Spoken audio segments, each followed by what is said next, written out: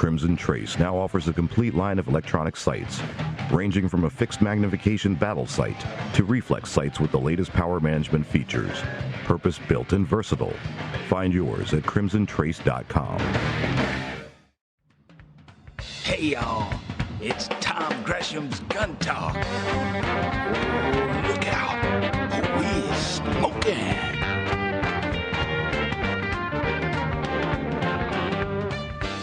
Hey, welcome back. This is Tom Gresham, and this is Gun Talk. If you want to be a part of this, just give me a call, 866-TALK-GUN. Gun Talk, what's that about? Well, we talk about guns and ammo and shooting and rifles and pistols and shotguns and storing guns safely and using guns responsibly. And, yeah, using them for self-defense and trying to get out of situations, but also competition and hunting. And pretty much anything else that people do with guns, as long as it's safe and responsible use of guns. Because, after all, remember, we're the good guys and gals. We're the ones you don't read much about. We're the ones that own, who knows, 400 million guns and don't use them in crime. Just because, oh yeah, and we shoot a lot. You know, the ammo companies are making, I don't know, 5 million rounds a day, more than that probably. Somebody out there is doing a lot more shooting than I am. I got to tell you, I got to catch up.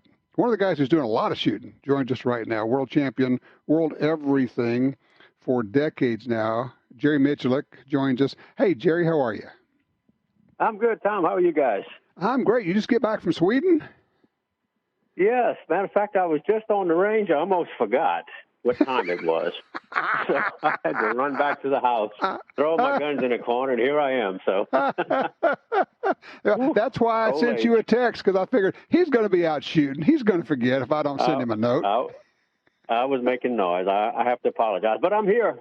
All right. I see you went over to Sweden this month for the 2019 IPSC Rifle World Shoot. And there you are, knocking it down, bringing back the gold in the super senior category. What was that all about? How was that? Ooh, that was a tough match, Tom. That was the European style of rifle shooting is way different than what we do in three-gun here. Yeah. So in open division, I actually needed 4 different bipods to be competitive, and I didn't have but 2. Huh. So they rely very heavily on bipods. Like in open division, you can have more than one bipod on your rifle. Oh, interesting. And, yeah, I mean, you don't have to keep them on the gun. So some of the stages you start off with maybe a 4-foot bipod shooting long range, and then when you go to move, you hit the quick release and you go to a different bipod, but you hardly ever make a shot just standing or off of a different position. So it was accuracy-oriented. It was a fun match, though. It was a fun match. Well, now, it sounds like you got to practice your bipod changes like you do mag changes. You do. You have to have a bunch of bipods. I needed one about 6.5 foot tall. It would have come in just right for a couple of stages. So. And your family was well represented. I see that your daughter Lena came in. She brought home the silver in the ladies division. Yes, yeah, and they had the gold in the ladies team event. Wow, that's terrific. Yeah. When did you first start shooting competitively? Me, 1976, first little match. And then how long have you been a professional shooter? Going on 30 years now. Man. I know 30 years, yep. Everybody says, man, that's the life. You know, I want to do that. I know you probably hear that at least once a week. I want to do that. I want to do what you do. And, you know, all it takes is what? When you say, if you had to say, this is what it takes, it's like the first thing, you got to be able to win matches. Yeah. I was sitting in the airport the other day. My flight back from Sweden had gotten messed up, so I was doing some stats in my head. I got my cell phone out, and I figured I've shot between 20 and 25 tons of lead downrange. So,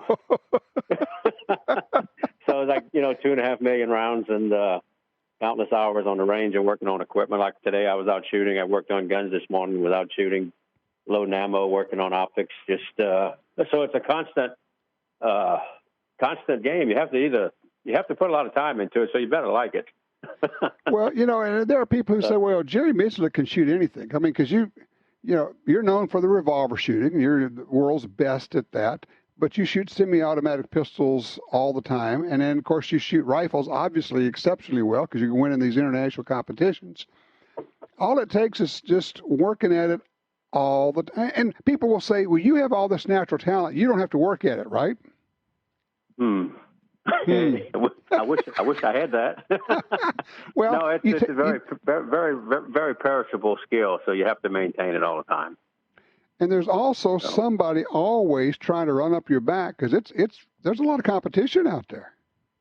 Oh yeah, they got some really good shooters coming on. Well, I'm going to be 65 here in a week or so, and I'm still here, so I'm fighting the fight. Well, I love it. He says, I'm still here. No, you're still here, and you're still beating those young guys. So how do you do that? Ooh, that's that practice.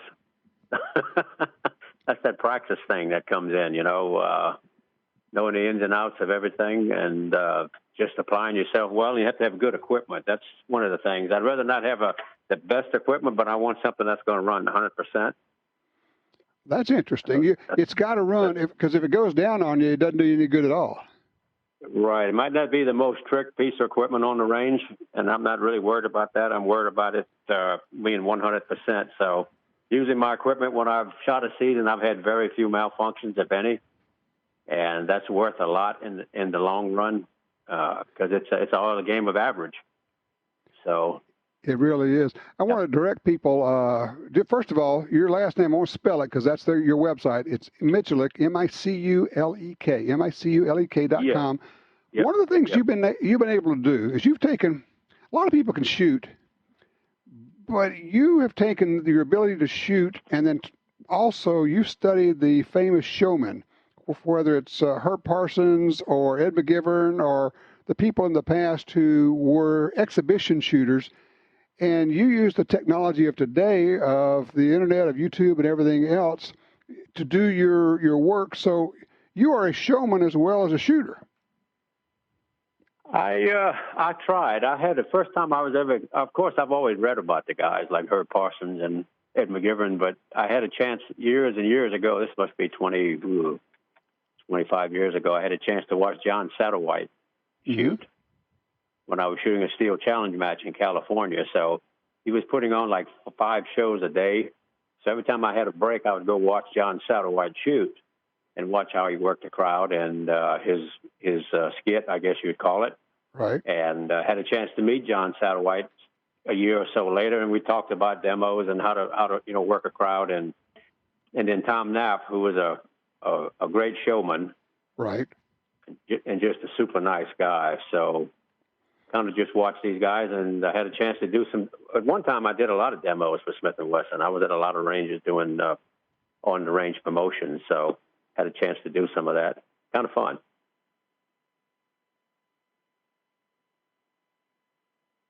Puts a lot of pressure on you.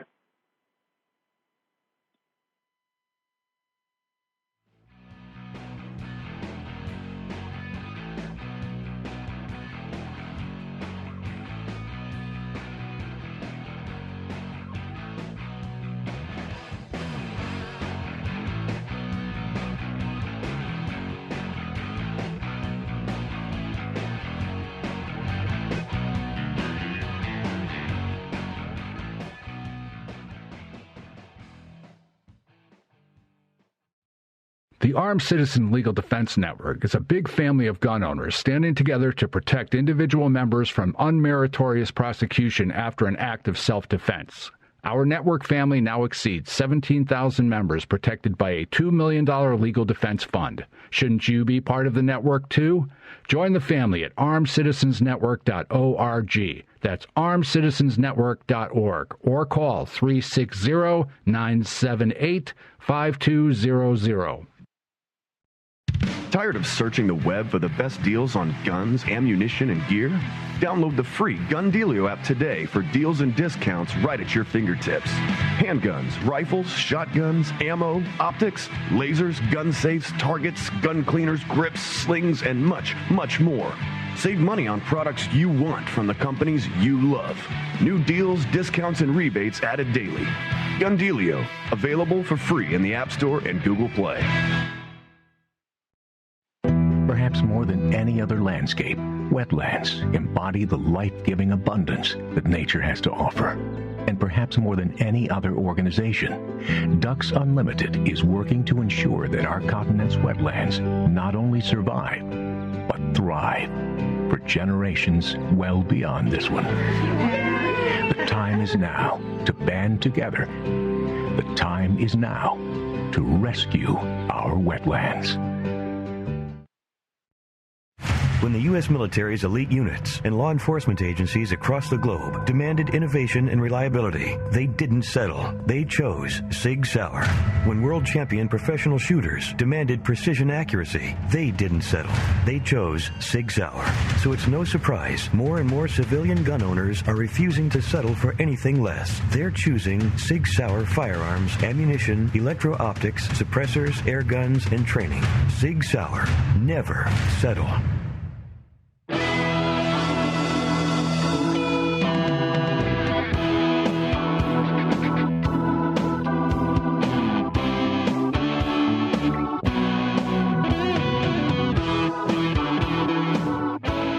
Back with you. We're talking with Jerry Miculek, professional shooter for 3 decades. Jerry, obviously showman shooter, all the rest of that. You said you figure you've shot, 2.5 million rounds through your career? I would think so, yep. Yep. And you shoot a little bit of everything. And I was just, as we were going to the break, I was asking, you've been connected with Smith & Wesson forever. One of the things I would like you to talk about for a second is, go back 30 years ago and just the guns that were being made, and across the board, the quality of the guns that we have available now at the prices that we have. To me, that's been a real change. What I've noticed really that's changed a lot is that it used to be a gun manufacturer just made stuff and then you bought it, which is and now they actually listen to the consumer and they make a lot more consumer-oriented products. But the overall quality control is a lot better. The equipment that they make firearms on now is so high-tech that each and every part is exactly like the one before it.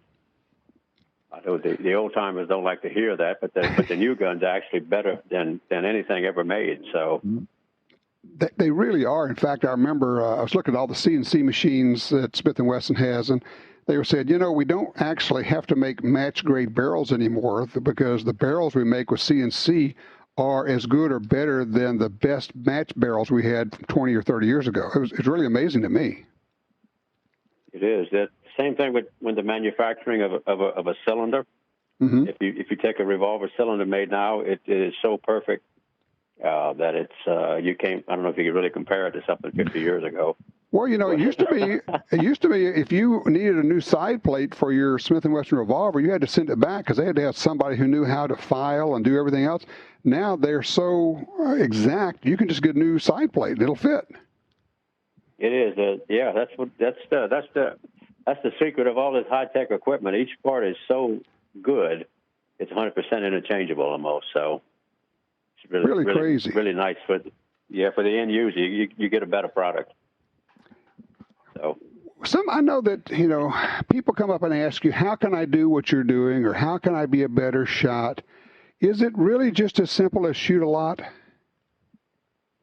It's my thought pattern is every time I go to the range, I want to prove my technique wrong. What do you mean? So if I have a perception of how to do something, I'm going to go to the range and try something different. I'm always looking for the better mousetrap.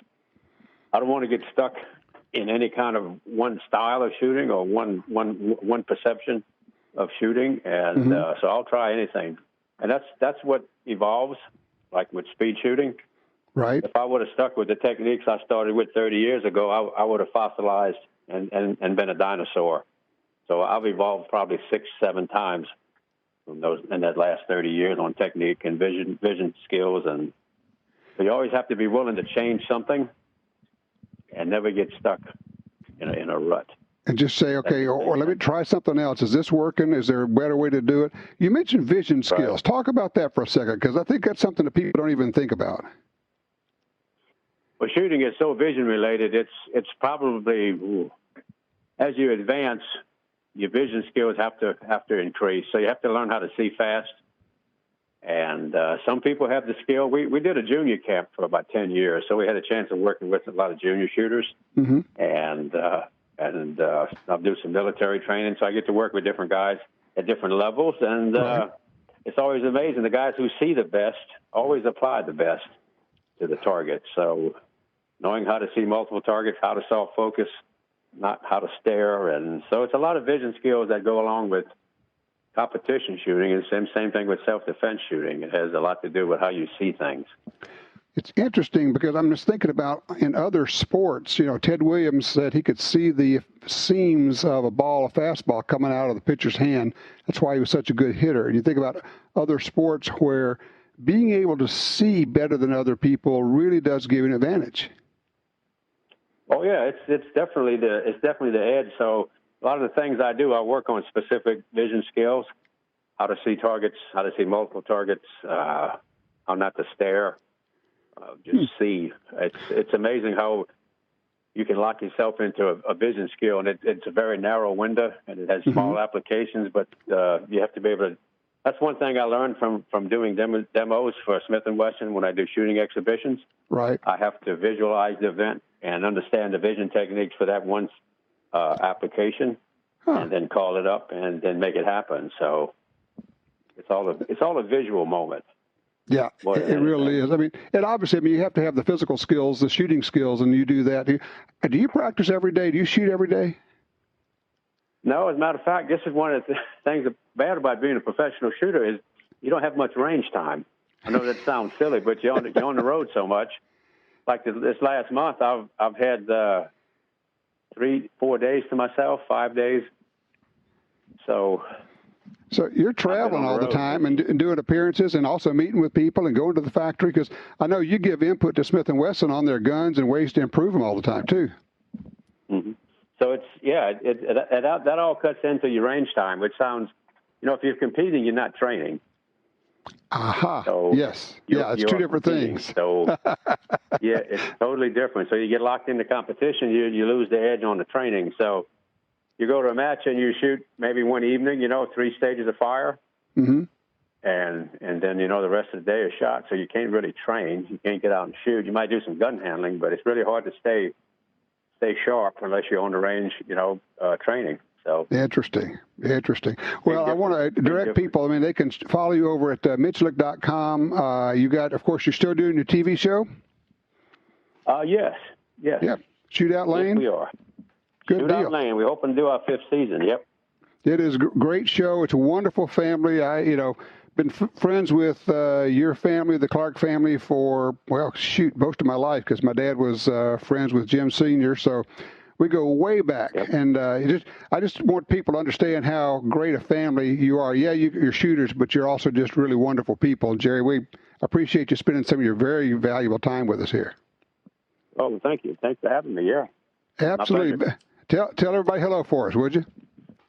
Will do. Thank you. All right. Thank you. You take care. Yeah, Jerry Miculek, absolutely an icon. If you've never seen the videos of this guy shooting a revolver, you got to go on YouTube and check it out. I mean, I remember watching him do a demo one time. Where was he shooting? Shoot a 6-shot. This time he was shooting a 6-shot revolver.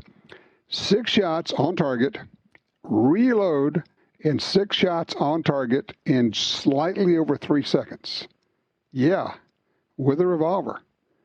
Man is unbelievably fast. It's just fun to watch, I guarantee you. Just absolutely a hoot and a half to watch Jerry do his thing. So, question for you. Have you ever thought about being a professional shooter? Have you ever thought what that would be like? And you think about it, I mean, you're on the road all the time. It's not like being a football player, a baseball player, where you're going to make tons of money. They're probably, I'm wondering, I bet there are fewer than a dozen people in the country who make a living as a professional shooter. I mean, you just think about, you got Jerry, you got Doug Koenig, Rob Latham, but all of them have a connection to a gun company or something. They have to do other sorts of work, I guess is what I'm saying. They have to get sponsored, and they have to do other things. you got to have a love for it. So he said he shot 25 tons of lead, 2.5 million rounds he figures he has fired throughout his career, 30 years. Just amazing stuff, really something else. If you'd like to join us, 866-TALK-GUN. We'll get you in here. Let's see here. All right. We got Donald Trump. It's kind of hard to figure out where he is, honestly. Not just on guns, obviously. He's kind of all over the place. And first he's saying, well, we ought to take a look at background checks and red flag laws. We ought to think about doing that. And then supposedly, on the heels of a call from Wayne LaPierre, he changes. Well, it may have been LaPierre, but it may also have been you, because I fired up Twitter and asked you to I give out the phone number here for the White House, and people started calling, leaving messages. It's a combination. And yes, NRA has a role to play in this, and so do we. And then, of course, then Trump comes back and backtracks. So now he's saying, well, maybe we ought to take a look at these things. I don't know what he's going to do. And I know the some of our gun people are losing their minds, going, well, he's not really a Second Amendment guy. Yeah, well, we knew that. Come on. We knew this. The question was not, was he the best Second Amendment person we could get? It was he better than Hillary Clinton? And yeah, that's a no-brainer. What do we get out of it? Well, let's see. We got Gorsuch, we got Kavanaugh, and we might get a third Supreme Court justice. When that happens, if we get somebody who will rule on laws, interpret laws the way they were written, the way they were intended to, not the way you think society should be, judges or justices who say, you know what, if you want a different law, change the law. Well, then the Second Amendment means exactly what it says, shall not be infringed. The right of the people to keep and bear arms shall not be infringed. Although when we come back, I'll tell you about a law professor who, I keep saying, the only way that they can support gun control is to lie. Here's a guy who's just flat out lying about what the law is and what the Supreme Court has said about the Second Amendment. But there again, it is the only way that they can support gun control because it's untenable any other way.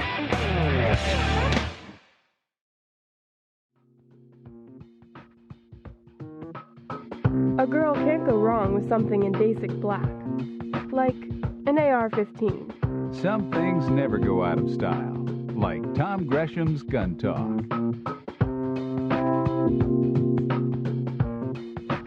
And we're back with you, 866-TALK-GUN. I'll get you in here. Let's see, Ray called in. He's on 5 out of the Bronx in New York. Ray, what's on your mind, sir? Well, you know, Tom, there's an old saying that you dance with who brung you. And the 2A community brung Donald Trump to the dance in 2016. And I think he's having trouble sometimes remembering that.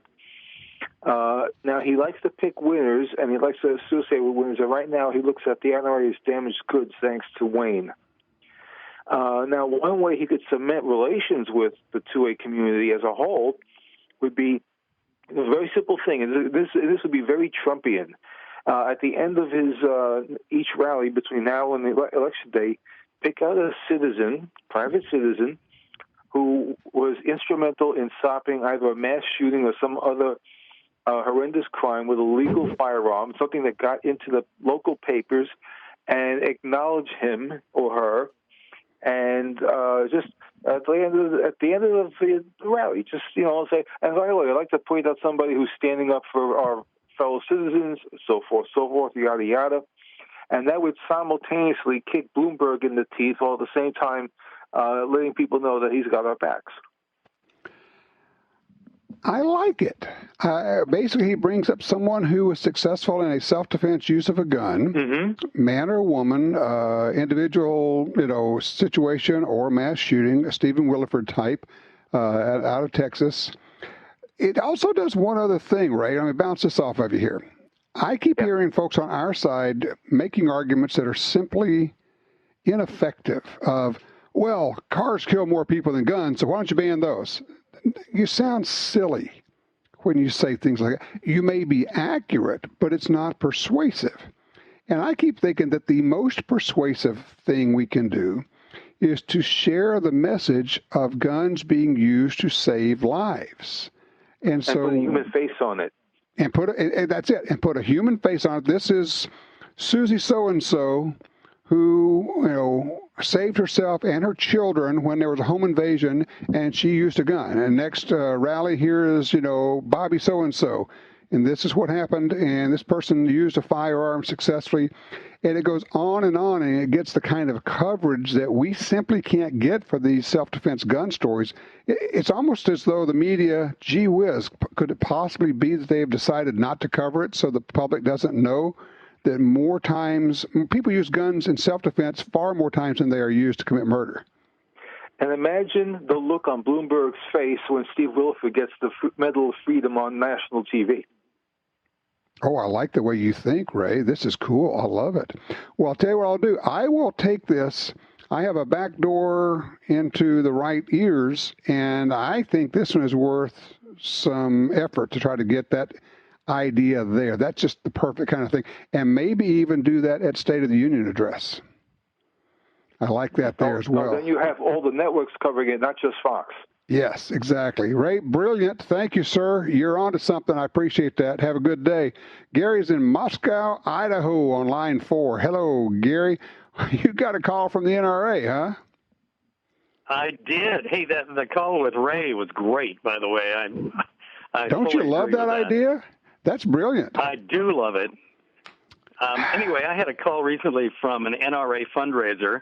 A very nice lady. She was asking that I increase my membership. I'm an endowment life member now, and I just bumped that up last year. And she was trying to get me to, bump it up now because, gosh, they need that money really bad.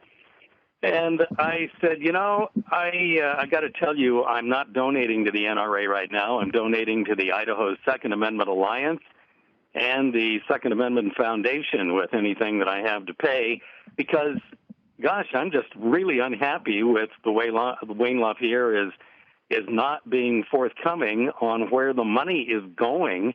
And, of course, most of what I'm hearing, I'm getting it from you, all the private plane trips and all that. And she said, well, Wayne's a real public figure. He really needs to take private planes because otherwise his life could be in danger. And, of course, it didn't really describe all the things that he's doing or what his wife is doing with our money. But I said, am I the only one that's complaining about this? And she said, well, no, I've had some other calls that I've made where people are saying the same thing, and I'm telling my supervisors so that that information can get back to Wayne. And I said, I would be happy to donate to you as soon as it becomes public that the NRA books are being audited so we can see where the money's going. And she said, wow, you're not alone in that. I'm getting about 99% of the people I call who want that. You think about it. I mean, Gary, think about this. People are calling for an independent audit of the NRA, for the NRA to go out and hire one of the big 4, big 5 audit firms or CPA firms out there, come do a complete audit and make public. Don't hide this. Whatever you find, good, bad, indifferent, it all comes out. And there's only one reason you wouldn't do that. There's only one reason you wouldn't do that. It's because you don't want people to know what's going on. Well, exactly. And I thought it was telling that she, in a moment of clarity, she said, well, 99% of the people are saying that. Wow. And yet she still went into her spiel about needing the money. And I said, look, I understand you get paid on what you collect. Right. And I fully sympathize. And you're a very nice-sounding lady, and you've been very nice on the phone, but gosh, I just can't do it. And I finally had to hang up on her. I said, look, you seem to be talking in circles here because she always went right back around to where they need the money. And I said, so does the Second Amendment Foundation and the Idaho Second Amendment Alliance, and they're getting my money until something happens. When you're spending $100,000 a day on outside counsel, which is what they're spending right now, the NRA is, $100,000 a day.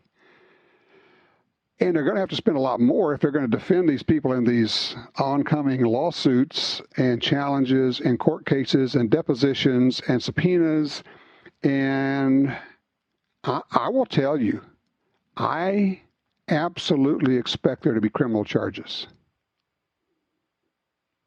I haven't said that in public yet. I absolutely believe there will be criminal charges against people at the NRA.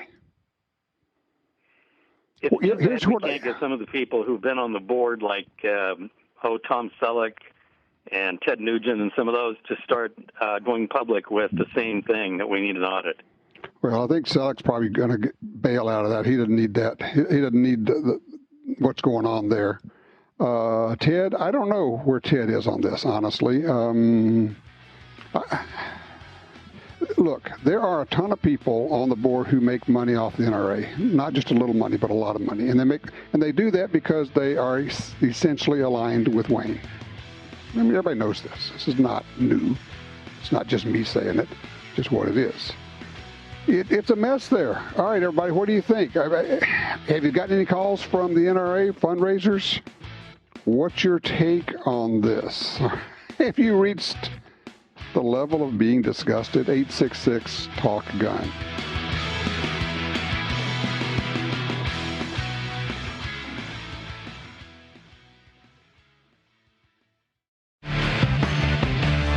The Kimber Evo SP is a 9mm carry gun with reliability you can count on and looks you can brag about.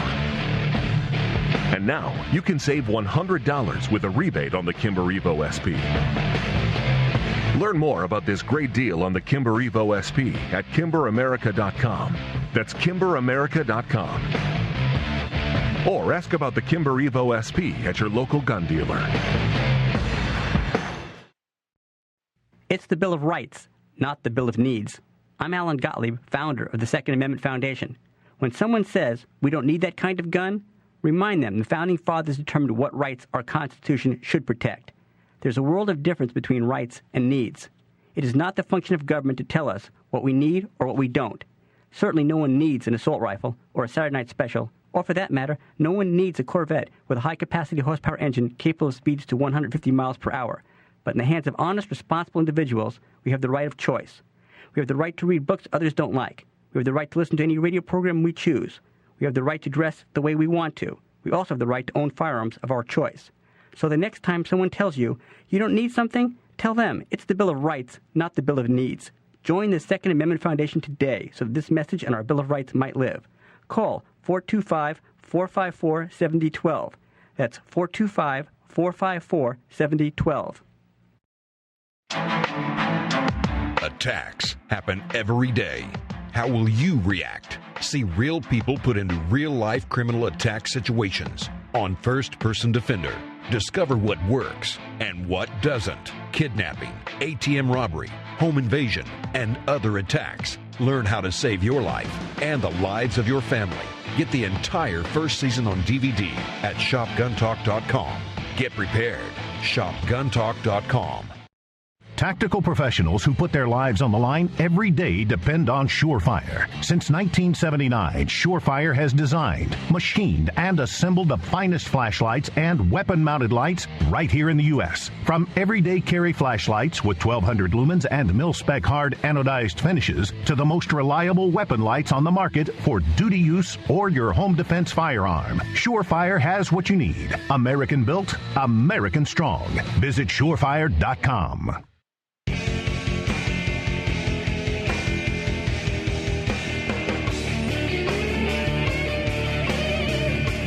You know, the fight for the Second Amendment isn't just about guns. New York Governor Andrew Cuomo has signed into law a bill banning the manufacture and possession of knives that fail to set off metal detectors. Quote, undetectable knives are meant to be used by trained members of our police and military forces for covert operations. Not regular citizens, people like you, regular people. This is only for special people. Not regular citizens attempting to sneak weapons past metal detectors, Cuomo said. KnifeRights.org. If you carry a pocket knife, you need to be involved. It really is as simple as that. In just a second, I'll tell you about this law professor who gets the Second Amendment so wrong that he has to actually misrepresent what the Supreme Court said. It's the only way he can bolster his gun control ideas. John's with us on line 1 out of Roswell, New Mexico. Hey, John. Hey, Tom. How are you today? I'm great. So I heard you had a whole bunch of kids involved in a shooting. Sure did. I'm a 4.8 shotgun coach and pistol coach down here, and we had our New Mexico State Championships up at Whittington Center last May. And I know I'm running a little bit late, but you guys are hard to get a hold of now. But I wanted to tell you we had 133 kids up there. We shot for about 2 days. We shot rifle, pistol, shotgun, muzzleloader, and archery, and the whole 9 yards. We didn't have one single accident, not even a scratch on a finger. We had well-behaved, polite kids and just had a real ball. How much media attention did you get on that? Absolutely none. Yeah, exactly. We got 133 kids shooting up thousands of rounds of ammunition, and no one gets hurt, and no one gets, upset or offended or triggered, and so the media is not even a story. Nobody cares. If one kid had gotten hurt, then that would have been a story. Oh, you better believe it. And I would have loved to have gotten our governor up there to at least witness that how safe guns are and how much kids can enjoy guns, because I don't know if you're up on it, but she's about to kill this state with our gun rights. Yeah, you got a real problem in New Mexico, which I don't know what's going on there, if California has invaded New Mexico, but New Mexico is not the state it was 20 years ago. Not at all. In California, you're right. That's one of the biggest problems is we're getting invaded. But we're fighting it's real weird. hard. They leave California because they don't like what's going on there, and then they go there and recreate the mess that they had in California. Exactly. They've done the same thing in Arizona, southern Utah. It's just absolutely unbelievable. It is, I tell you what, I got an idea. Let's build a wall. I hear you. Hey, John, thank you. I appreciate the call, sir. Justin's in Fort Worth on line 2. Justin, you got an idea here? Not so much an idea, just more like a counter to the guy earlier who said that we should point out the positive gun use stories. Okay. A couple years back, when there were police officers shooting citizens, people were trying to point out where there are all these good officers, and everyone was upset about it because, we know there are good officers, there are good gun users, but don't ignore the people who are dying because of, bad people getting guns. Okay, I'm trying to follow you. I'm not sure I'm getting it. What's the point? I'm not sure what you're saying here. Pointing out the good gun owners won't really have the same effect on the people who already are against guns, just because they're aware there are good gun owners, but there's still people dying. Oh, okay. Okay. I would agree with you that you're not going to persuade people who are anti-gun, but what you are going to do is get a message to people who are in the middle. And I think you may have, 20% of the people who are truly anti-gun, but you got a bunch of people in the middle who've never even heard that 6,000 times a day in the U.S. people use guns in self-defense. 6,000 times a day. They're not being told that. So when you can say, look, here's this lady, and here's her story, and here's her child, and she was being attacked, and she protected herself, and she saved her child's life, that's got to have a positive impact, right? I understand that, but I have a question for you. How do you feel about methamphetamine? I try not to use those as much as I can. Appreciate that. Now, I don't know where that falls in anything, but I appreciate the call, sir. But no, I think if you have the positive use of guns, the problem is, as far as the public is concerned, they're getting one side of the story. They're getting only the fact that guns are used by criminals and guns are used in crime, and they never hear about the good side. If you offset that with, here are all of these people who have saved their lives and saved their children and saved other people and stopped mass shootings with their privately owned guns, that's powerful. It simply is a message that's not getting out there right now. I like the idea of having President Trump take that message to his rallies.